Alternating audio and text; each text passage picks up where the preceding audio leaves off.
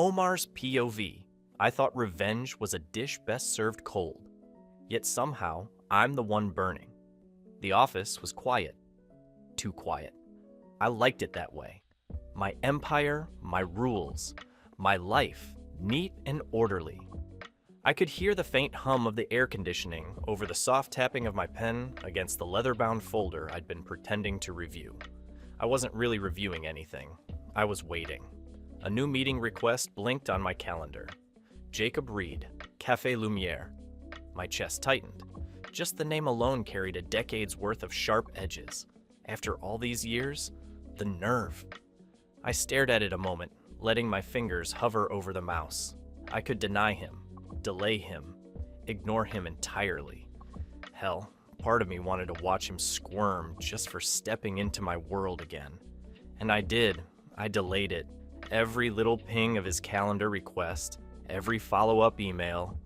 I let them sit like unread confessions in my inbox for a week until I finally decided to see what got the golden boy so desperate to meet the man whose heart he broke. When he finally appeared in my reception area, the effect was almost criminal.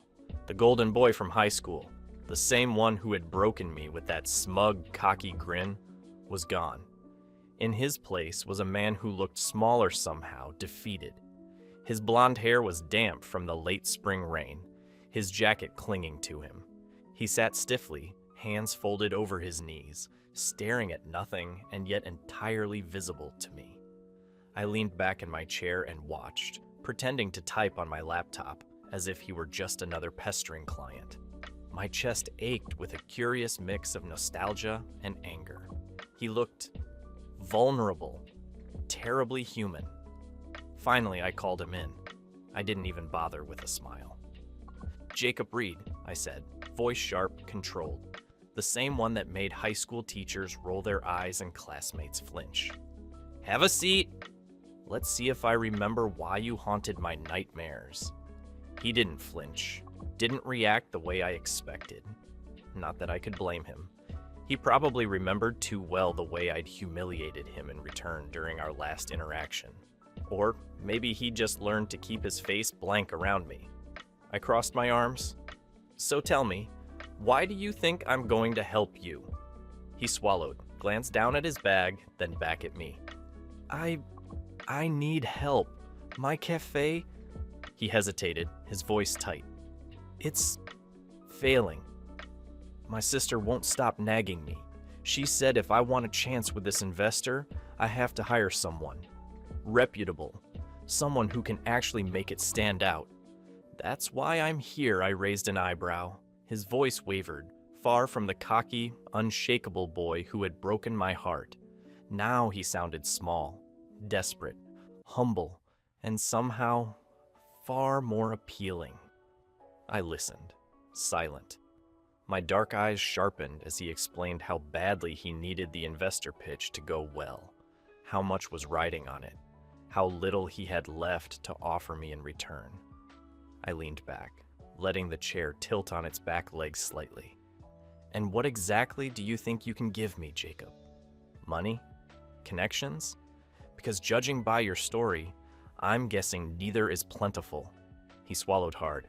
I can do anything you want. Please, just help me. I let the words hang in the air. His desperation smelled like fear and pride mixed together. A scent I recognized instantly, one that had haunted me in high school. And then I leaned forward, letting a slow, deliberate smirk creep across my face. 7 nights with me, I said, voice smooth, measured. That's my price. For a second, he froze. The disbelief was so vivid it almost made me laugh. His blue eyes widened, searching mine, and for a fleeting second, I thought I saw the boy who had once kissed me in the janitor's closet, unsure and trembling. What? He stammered, voice cracking with shock. How can you even ask? I cut him off with a scoff. It's not a question, Jacob. Either you accept my offer, or you can leave and watch your precious cafe sink. Your choice. He went pale, hands tightening on the folder manila he was carrying. That's disgusting. I can't. You can, I said softly, letting the weight of my words press down on him. Or you can walk out. You're clearly in a hurry to decide. He flinched, opened his mouth, and then closed it. The fight drained from him. He turned on his heel, storming out, and I let the smirk fade into something colder. Pain, buried beneath the surface. And then, memories hit me like a punch I hadn't been ready for. 10 years ago, the high school auditorium, the Valentine's Day proposal I had rehearsed 1,000 times in my head. I had walked up, confident, my heart in my chest, and he had laughed. Right there, in front of everyone. My face had burned, my pride shattered. His golden grin mocked me. And yet, even then, I had wanted him. Wanted him in a way that made the laughter sting even more. I sank into my chair, letting the dark memory sit with me. 5 days passed. I convinced myself he'd made the only choice a rational man could make. His dignity over desire. I almost let myself move on. Almost. And then, that night, the rain came. Cold, relentless, hammering the city streets as I locked up the office and stepped toward my car. My umbrella barely held against the wind. And there he was, soaked, defeated, standing near my car as if the weather itself had conspired against him. And the words, whispered against the storm, I am ready to spend 7 nights with you, if that's what it takes. My heart ached, burned, twisted. Hatred and desire tangled together in a way I hadn't felt in years. The boy who had once humiliated me, who had once stolen my first love and thrown it away, now stood before me, drenched and submissive, ready to surrender to my terms. I wanted to curse him. I wanted to laugh. I wanted to pull him into my arms and never let him go. Instead, I just watched him, letting the rain soak through his hair, letting the silence stretch between us. The game had begun. Night 1. The penthouse was silent except for the soft patter of rain against the windows. I had poured a glass of red wine, dimmed the lights just enough so that shadows danced across the walls, and arranged the room like a scene I had been waiting to direct for a decade. Every detail mattered. Every inch of control belonged to me. And yet, here I was with the same guy who broke my heart, who was now standing in my house, and my chest tightened in a way I hated. Jacob. He looked worse than I expected, dripping wet, hair plastered to his forehead, blue eyes wide and vulnerable. He hesitated when he stepped inside after me, the storm outside reflected in his jittery stance. He didn't speak, just stared at me as if asking permission to exist in this space. I tossed a manila document on the table, jutted my chin for him to grab a pen and sign it. The 7-night deal. Hesitation flashed in Jacob's gaze as he went through the clause. Sharing bed, being a date, cooking for me, being at my beck and call, all the usual stuff. My lips quirked with a smirk as I watched him take a deep breath before signing his 7 nights to me. You're soaked. Go pick a shirt from my closet. Come to bed when you're ready. It's going to be a long night as we start the deal from tonight. My tone was cold, clipped, but inside, my pulse was doing something I didn't want to admit. My room is upstairs in the last right corner. Jacob blinked, hesitated. Then, with a nervous swallow, he scrambled away like a kid sneaking candy from a forbidden jar. I watched his back, the curve of his shoulders, and reminded myself this was a transaction, just business, revenge, not desire. By the time he returned, dry and wearing a crisp shirt, I had poured another glass of wine for myself and settled onto the couch. He sat opposite me, hands fidgeting with the hem of his sleeve. So, how long since we've... He started, then stopped. His hesitation was charming in the most infuriating way. 10 years, I finished for him, voice flat. And judging by your manners, you haven't improved much, I smirked, leaning back, letting him stew. Jacob gave a half smile, awkward and rueful. Yeah, well, I wasn't exactly perfect either. I raised an eyebrow. No shit. That day in the cafeteria? Classic. He winced. I was scared. You know that scared doesn't excuse humiliation, I muttered. But the warmth creeping into my chest betrayed me. Even now, even with the power I held, I felt it. Old ache, old desire. We sipped wine in silence for a moment before the conversation shifted. Lighter, but still tense, skirting around our shared past. So, the cafe, I prompted. Investor event. Pressure's real? Yes, he said simply. If I screw this up, it's over. I nodded, swirling my wine. Good. Pressure reveals character. Serves you right, you know. I don't have to do much as karma is already doing my part. My words were sharp, but I felt the tremor of my own nerves. Jacob's gaze snapped at me furiously. You think this is all just revenge? Jacob asked, frustration cutting through his voice. You're trying to gaslight me into feeling like I betrayed you more than I did. I'm not gaslighting you, I shot back, chest tightening. I'm reminding you of exactly what you did to me. You never even let me explain, he shouted, stepping closer. His hand brushed my chest, a push, testing my resolve. I shoved him back reflexively. I don't need your excuses, Jacob. The argument escalated, small shoves turning into jostles, and suddenly he shoved me hard enough that I tripped backward, landing against the bed. He stumbled. With me, and in that instant, our mouths collided. Shock registered on both our faces, but the tension, the desire, the unspoken history was too much. I rolled him beneath me instinctively, deepening the kiss. His lips met mine with equal fire, angry, frustrated, desperate. Chemistry sparked between us, not gentle, not tender, but raw and consuming. When we finally parted, breathing heavy, his lips hovered near mine. You still smell the same, he murmured, soft as a confession. I froze, chest tight, mind screaming at me to hate him, but I couldn't. I shoved him aside and stormed out of the room.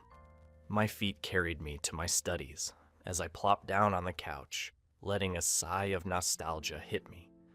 I lay there staring at the ceiling, hating the ache in my chest and the way his words had clawed their way into me. He's dangerous, I thought. Always has been. Flashback, 10 years ago. Because once upon a time, Jacob Reed made me believe I wasn't invisible. 10 years ago, I was the new transfer kid. Turkish-American, quiet, too well-mannered for the loud hallways of Lincoln High. I prayed in silence before lunch, spoke with an accent people like to mimic, and kept my head down because it was safer that way. I wasn't fragile, never was, but the constant whisper of terrorist, weirdo, and camel boy carved deeper than I wanted to admit. And then there was Jacob, the school's golden boy, quarterback, trustee's grandson, the kind of guy everyone wanted to be or be with.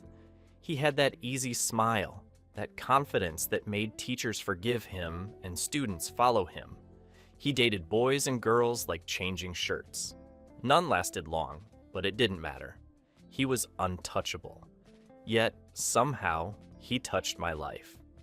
It started the day a group of seniors cornered me by the lockers, mocking my accent, tugging my prayer beads. Before I could retaliate, Jacob's voice cut through the crowd. Back off! Just like that. No theatrics, no hesitation. He stood between me and them like he'd been waiting for an excuse to rebel against his own crowd. I didn't know it then, but that moment would ruin me. He started sitting next to me at lunch, helped me with assignments, mocked my tie, my formal shirts, my Turkish expressions. He couldn't pronounce them right, but it was never meant. Not really. And against my better judgment, I let him in. Over that year, our bond turned into something neither of us could name. We joked, fought, stayed up too late playing basketball or sneaking out to the bleachers after curfew. He made me laugh. I made him think. Somewhere between teasing and long stares that lasted a second too long, we both knew. There was one afternoon, hot, sticky, the smell of the gym floor and sweat clinging to the air, when everything almost changed. We were goofing off after practice, arguing about who was the worst shooter. He lunged at me for the ball, and we tripped, falling hard to the ground. He landed on top of me. The world went still.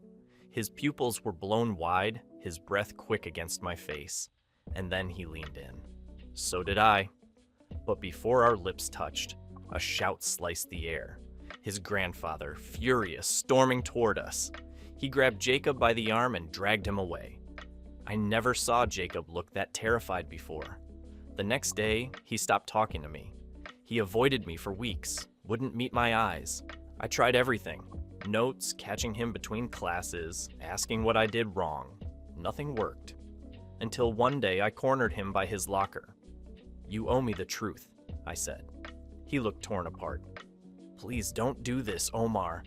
He'll ruin you." "He who?" He didn't answer. His eyes darted behind me. I turned and saw his grandfather walking down the hall.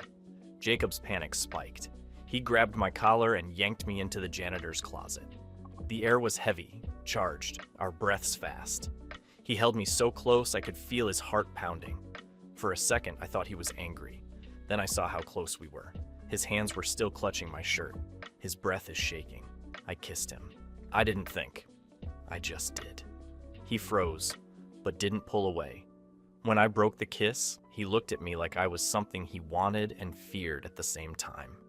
Then he kissed me back, desperate, trembling, and I thought, this is it. This is ours. 4 days later was Valentine's Day. I decided to propose. He loved orchids, called them quiet flowers. I spent all morning finding the right one. When I found him in the cafeteria, surrounded by his friends, I went for it. My heart was beating out of my chest. "I know I'm not what people here like," I said, voice shaking but steady. "But you saw me when no one else did. You stood by me, laughed with me, and fought with me. You made me believe I wasn't just the weird transfer kid. You made me feel human. So, Jacob, if you'll have me, I'll spend my whole damn life making sure you never regret it." I knelt and offered him the orchid. For a moment, he didn't move. Then he took it and tossed it into the trash. The laughter that followed sliced through me. "Did you really think," he said, voice cracking but disguised as a laugh, "a guy like me would go for someone like you?" My world shattered. I barely remember leaving. The jeers, the slurs, the pitying looks, they blurred together. I didn't go to school for a week. I stayed home, my chest hollow, my pride dead. When I returned, it was only to hand in my transfer request. He found me outside the office and grabbed my arm. "You're leaving because of me?" I didn't look at him. "You're not that important, and neither my world revolves around you. At least it doesn't anymore." He looked like I'd slapped him. Students stared. I leaned in, voice low. "I'll remember what we had, and I'll remember what you did. And if we ever meet again, Jacob, you'll choke on what you made me feel." And then I walked away.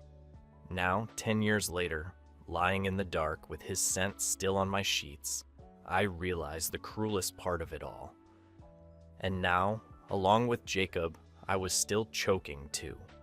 My body still remembered him, even when my mind demanded distance. By the time sleep finally claimed us, it was with the knowledge that tonight had changed everything, even if I wasn't ready to admit it. I woke hours later. And then again, the kiss from last night slapped my memory. Anger bubbled immediately. Anger at him, at myself for letting him still hold power over me. I ran a hand through my hair and muttered under my breath, Turkish words I hadn't spoken in years. Kalbum Niyapir? Translation: what is my heart doing? I hated him. I wanted him. And for the first night in a decade, I couldn't separate the two. Morning, I walked downstairs, and the smell of burnt toast and coffee that was clearly fighting for its life hit me. There he was, Jacob, barefoot, standing in my kitchen like he belonged there, wearing my shirt from last night, white, crisp, and just barely buttoned right. He turned when he heard me, holding a frying pan like it was a live grenade. "Morning," he said, sheepish grin half formed. "I was gonna make you breakfast as a, peace offering for last night." I crossed my arms, staring him down. "You broke into my kitchen to commit culinary homicide. Touching," he laughed, a little breathless. "Still bossy, huh?" I didn't dignify that with an answer. Instead, I walked past him, picked up the pan, and turned off the burner. "That thing was seconds away from calling 911. "Come on," he teased, leaning against the counter. "You didn't complain when I handled things last night." I froze, shot him a look that could have curdled milk. "Careful, Jacob."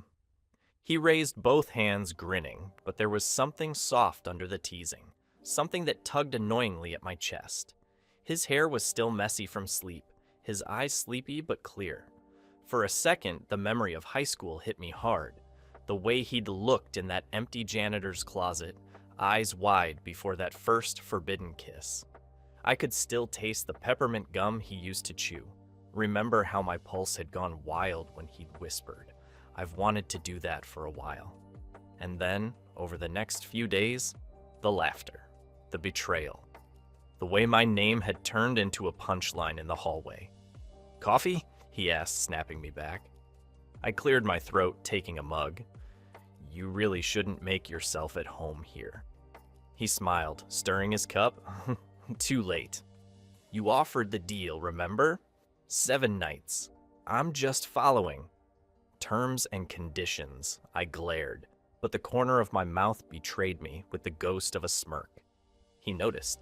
Of course, he noticed. "You should laugh more," he said, quieter this time. "It doesn't look bad on you." Before I could reply, my phone buzzed. "Samantha." "Assistant." I turned away, clutching the mug a bit too tightly. "Yeah?" "Omar, the investor event for Jacob's Cafe's final draft is ready. Need your approval before I send the layout?" "Fine. Send it," I snapped. My tone was sharper than necessary, but I needed the edge. I needed something to drown out the strange warmth that had crept into the morning. By the time I hung up, Jacob was rinsing plates in the sink like this was some domestic scene we'd earned. I hated how easily he fit here, how his presence filled the silence in a way that didn't feel wrong. When he turned and smiled, just a hint of pride lighting his eyes, I felt my chest tighten again. It wasn't fair. It wasn't supposed to feel like this. Later at the office, "This is revenge," I muttered under my breath once he wasn't looking. My fingers gripped the pen I was using to sign the event layout so hard that it nearly cracked. "Not romance." He left a little after noon, whistling as he went, unbothered by the storm still brewing in me. I told myself I wouldn't care if he texted. I told myself I'd delete it. And yet, when my phone buzzed that evening, I didn't even have to check to know it was him. "Jacob, what's for dinner tonight, boss?" I stared at the message for a long time, thumb hovering over delete. I finally hit it. But even after it vanished, the words stayed, looping, taunting, echoing in my mind. "What's for dinner tonight, boss?" I hated how easily one text could make me smile. Night 2. The second night of the deal started with too much quiet in my head. I'd convinced myself that bringing Jacob to the investor event was a professional move. He needed to see what real power looked like. That's what I told myself while adjusting my cufflinks in the mirror. But deep down, it felt like punishment. For him. For me. For the years between us that I still hadn't managed to bury. When Jacob stepped out of the car in that fitted black suit, the kind that looked more expensive than he could afford, I felt something twist in my chest. Blue eyes scanning the room, hair perfectly combed back, a smile that could charm anyone except me, of course. Why do I care so much? I asked myself, jaw tightening. Not bad, I muttered, low enough for only me to hear, trying to convince myself I was just noting the obvious. You clean up well? He glanced at me, eyebrow raised. Flattery from the boss now? Careful, or I might think you're softening. I snorted. Softening? Don't flatter yourself, Jacob. We moved through the crowd, shaking hands, exchanging hellos. Investors murmured admiration at the organization, the flow, the subtle brilliance of the setup. Jacob worked the room beside me, charming, laughing, answering questions without hesitation. He looked confident, competent, alive. And of course, I felt that irrational surge of pride. The surge didn't last. A wealthy investor, early 40s, tailored suit, cologne that screamed money, sidled up beside Jacob, leaning slightly too close. I must say, he said smoothly, you have a way with people. That smile of yours. I think we could discuss a private consultation over coffee? My jaw tightened, my gut twisted. The words barely registered before something inside me snapped. I excused myself abruptly, leaving the floor with my hand clenching around the glass of champagne I hadn't touched. I wandered to a balcony, the cool night air barely touching the heat radiating from my chest. I hated the way my heart thumped. I hated how much it bothered me that some other man dared flirt with Jacob. I hated Jacob for being Jacob. When I returned home later, alone, I found him leaning against the counter, arms crossed, watching me like he'd read my thoughts. You left me alone in the event? He demanded, voice low, tense. I swallowed my frustration and lashed out. Because you were too busy smiling, flirting with him, that investor.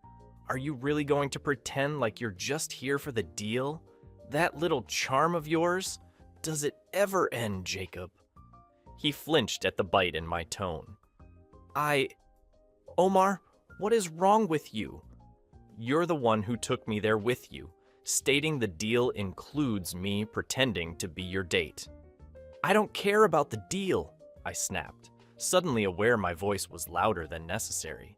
My hands gestured, anger spilling over. I care about you. Or do you want me to pretend I don't? That I don't care who touches you, who smiles at you, who... My chest tightened.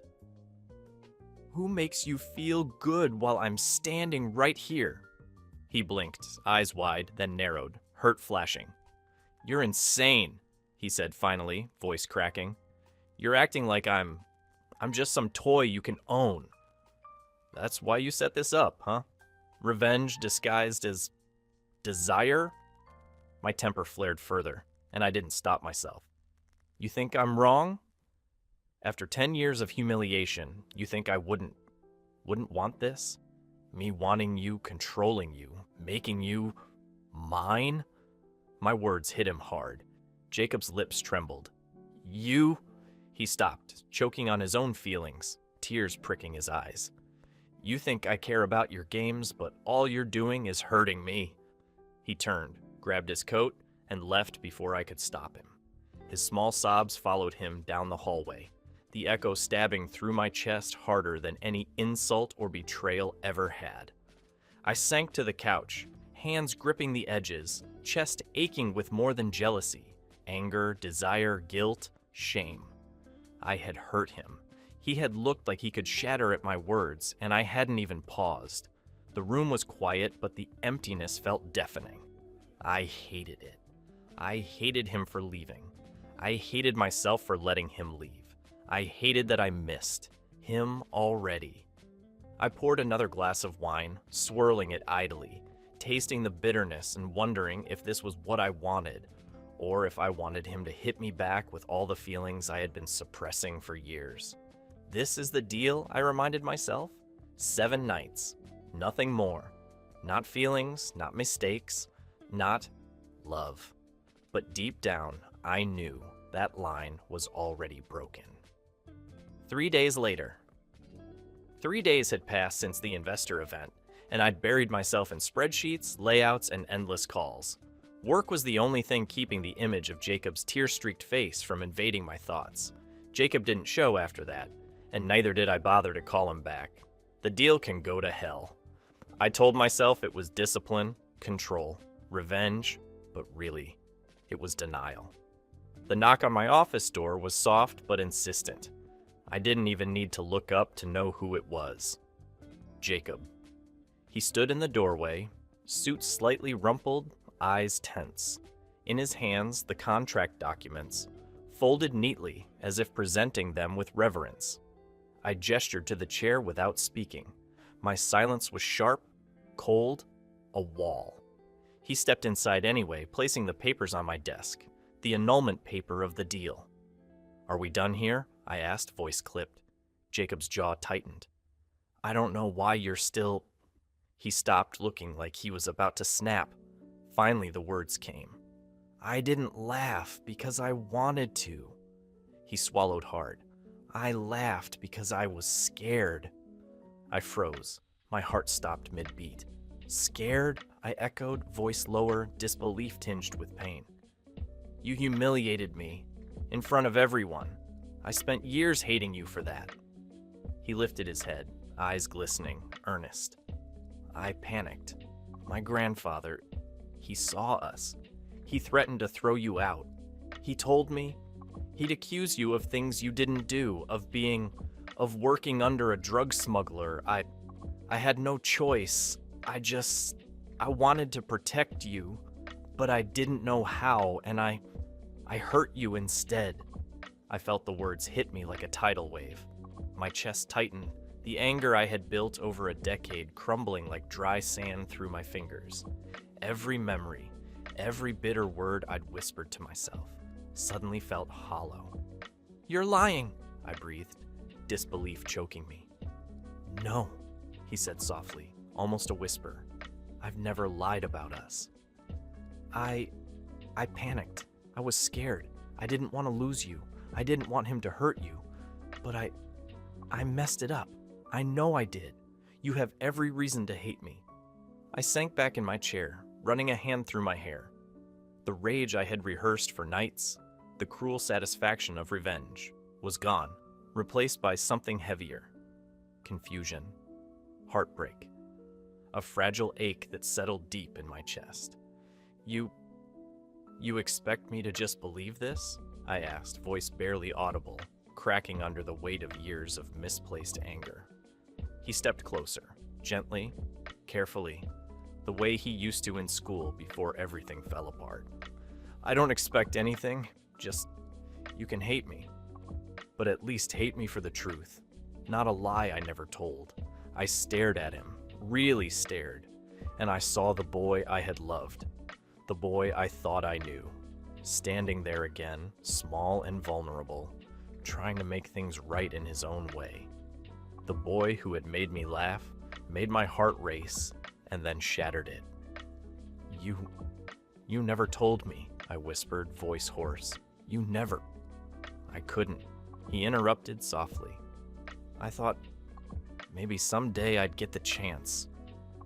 I didn't want to lose you completely, Omar."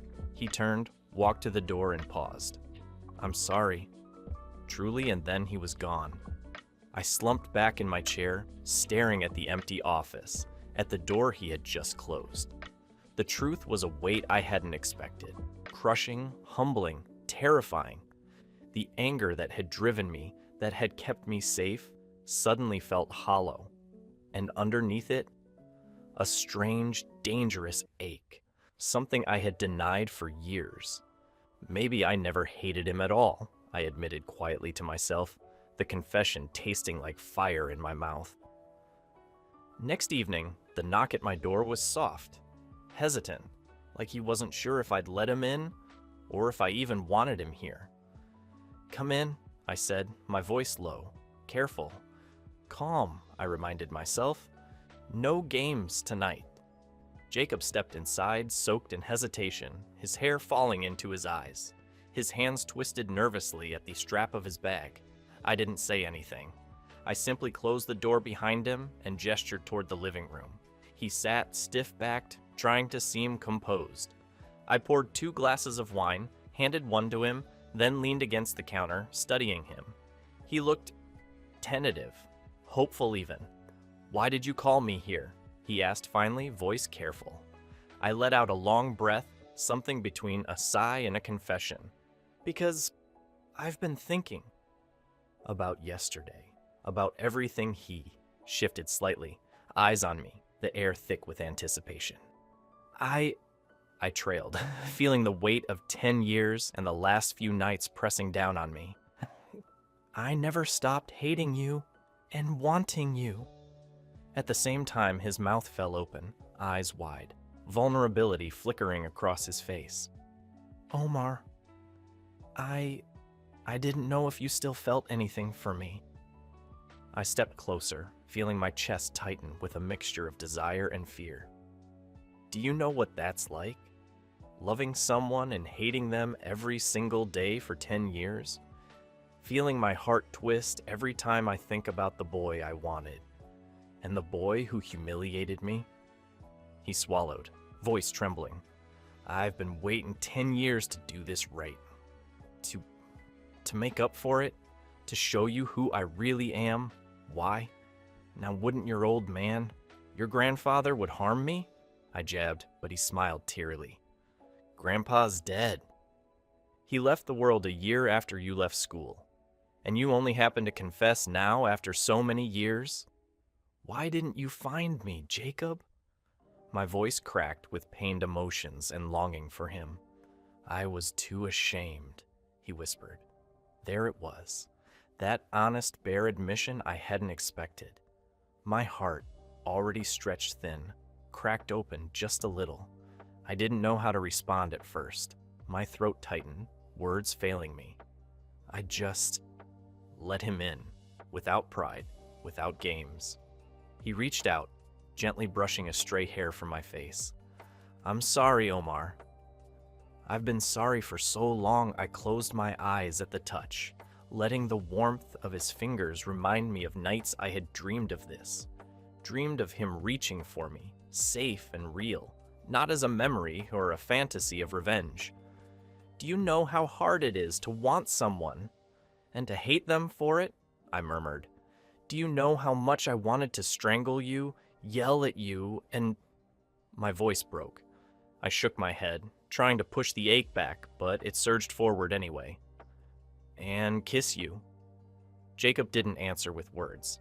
He just leaned in, pressing his forehead against mine, a quiet reassurance. And then, slowly, deliberately, he kissed me. Not urgent or desperate this time. Gentle, tender, healing. I let myself melt into it, letting go of all the anger, the fear, the control I'd clung to for so long. Every touch, every press of lips, every small movement was like a confession neither of us needed to say aloud.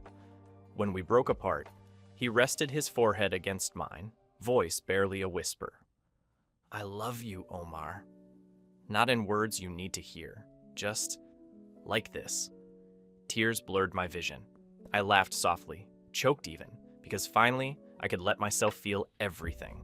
Anger, longing, fear, love. They all collided in one overwhelming wave. I said, letting the words slip freely.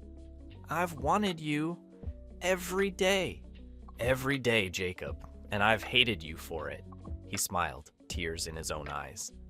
"Then maybe we're finally even?" I pulled him closer, letting him hold me, letting the world outside cease to exist for a moment. There were no contracts, no deals, no games. Just us. For the first time in a decade, the word love hung in the air without being spoken.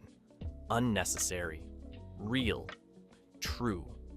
And when he pressed a soft kiss to my temple, I knew the walls I had built were gone. Completely. We stayed like that long into the night, tangled in each other, discovering each other again. Not as high school mistakes, not as enemies or exes, but as two people who had survived a decade of longing, regret, and misunderstanding, finally meeting in the space between them. I made love to the man who still has my heart, even after so long. Next morning, 7th day, I woke up to the empty side of the bed, and my heart did that stupid, familiar thud in my chest. Typical Jacob, already gone, probably trying to save the world with charm or caffeine or some nonsense. I let out a long sigh, rolling onto my back. Don't get your hopes up, Omar. Not yet. Dragging myself out of bed, I went through my usual morning routine, coffee in hand, eyes half closed, plotting out the chaos of the day. Business first, heart later, or so I told myself. I stepped into the office and froze. There he was. Jacob, suit sharp, hair perfect, eyes meeting mine with that same old, infuriating intensity. In his hands, the completed investor proposal. 7 days weren't enough, he said quietly, but with that smug undertone I knew too well. I smirked, crossing my arms. You're lucky I don't make it a lifetime contract. He didn't even flinch. He just stepped closer, leaning in, and kissed me. Long, slow, and unmistakably deliberate. I swear I felt the walls around my heart crumble into dust. From the corner, my assistant squeaked, should I pretend I didn't see that? I shot her a glare that could melt steel, though my lips twitched in amusement. Jacob chuckled into my mouth, and I had to admit it was kind of perfect. Now that I have my love beside me, it's time I stand on my words and save him. His Café Lumiere. Not because we had a deal, because I love him. And I'd had saved him even after we had ended the deal. We spent the next few weeks going over the investor pitch together. I guided him through a few tweaks, using my connections, my event planning leverage, even lining up last-minute publicity to make the cafe irresistible. It was seamless work, purely business on paper, but every glance, every brush of hands, every shared laugh made it clear how much I actually wanted to be in this together, not just on paper. By Monday evening, the investor had signed, sealing the deal. Café Lumiere was saved. Jacob's sister burst into happy tears, hugging both of us, and I felt my chest warm at her relief. Jacob's hand found mine, holding it openly for the first time. I didn't let go. Later in the newly saved cafe, Jacob knelt down on one knee, eyes shining. Omar, I know we started this in a mess of a deal, but I can't imagine my life without you. Will you be mine? Forever. I laughed, shaking my head, emotion threatening to crack me open. You realize you're doing this after 7 nights of absolute torment, right? I pulled him into my arms, muttering apologies into his hair. He bumped his forehead against mine, smiling. I'm glad you made me do it. Because now, living with you for 7 nights was the best decision I've ever made. I blinked, heart melting entirely. You're impossible, I muttered, but I couldn't stop the grin spreading across my face. Later, driving to our first official date, Jacob's hand in mine, I felt the weight of everything finally shift. What started as revenge had healed wounds I didn't even realize were still open.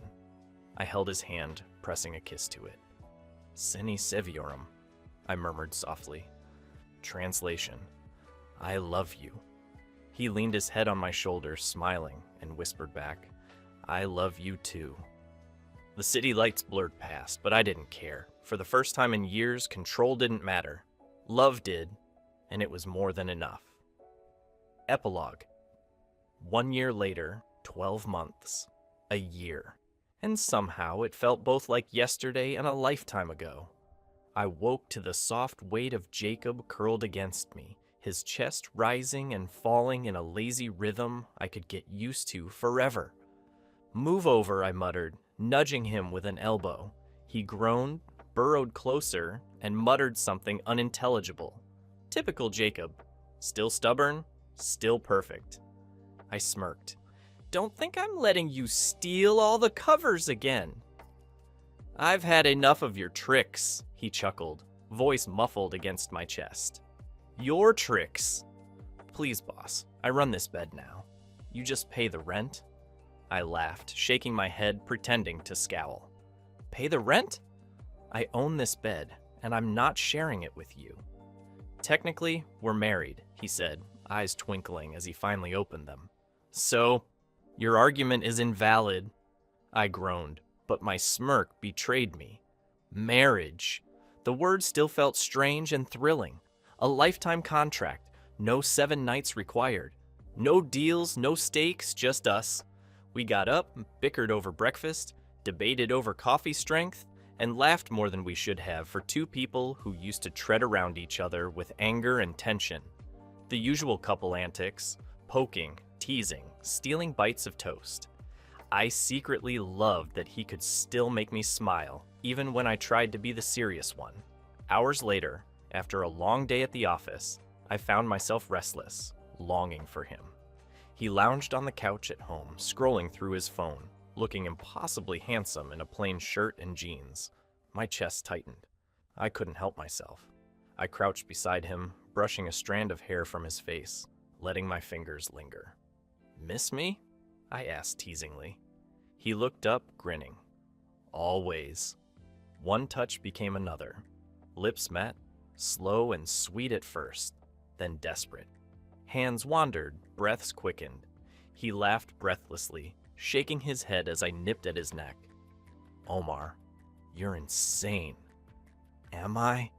I whispered against his ear, voice low, dangerous. "Or just in love?"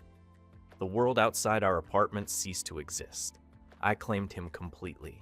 Fingers tracing, lips devouring, bodies tangled in familiar, unrestrained passion. He didn't resist. He never did.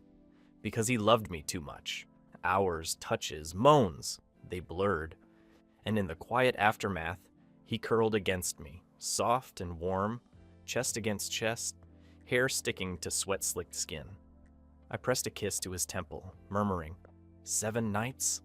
Turned into a lifetime, and I wouldn't trade a single one. He smiled, eyes closed, hand clasping mine. Neither would I. Who knew? Sleeping with my ex could turn out this good. I laughed softly, holding him tighter. Only the best kind of revenge, I whispered. And there, in our apartment, in our bed, our life, I realized it fully. The deal that started with 7 nights had blossomed into a love that would last a lifetime. No contracts, no bargaining, no regrets, just us. I pressed one last kiss to his lips, murmuring softly, "Ashkam," and felt him press his forehead against mine, smiling. Translation, my love. 7 nights. A lifetime of love. The end. Ever had a 7-day deal turn into a lifetime of love, like Omar and Jacob? Or was it just a disaster waiting to happen? Thanks for watching. Subscribe to become part of our Rainbow Force, and consider joining our membership for early access and exclusive content. Stay wholesome. 0